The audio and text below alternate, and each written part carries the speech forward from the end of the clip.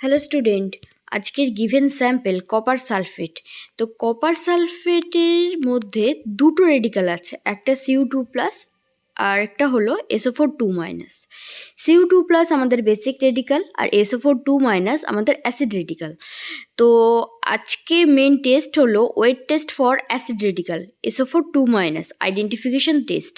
তো ফার্স্ট একটা test tube নিয়ে নেব, নিয়ে কি করব, ওর মধ্যে কপার সালফেট সল্ট অ্যাড করব।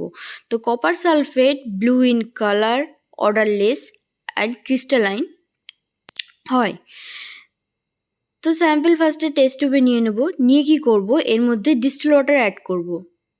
ডিস্টিল ওয়াটার অ্যাড করে কপার সালফেটের সলিউশন তৈরি করব।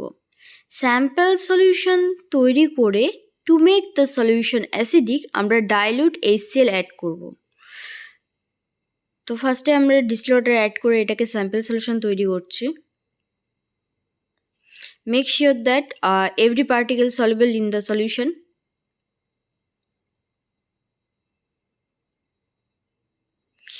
এরপরে আমরা ডাইলিউট HCl অ্যাড করব।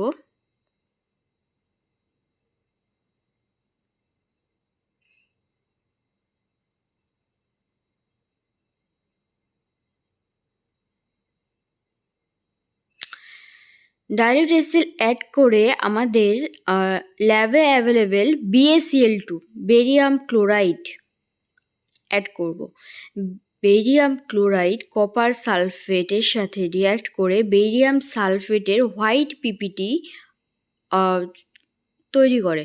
তো হোয়াইট পিপিটি ইন্ডিকেট করে যে আমাদের গিভেন স্যাম্পেলে SO4 2- রয়েছে। This is the identification test of SO4 2- cation, anion.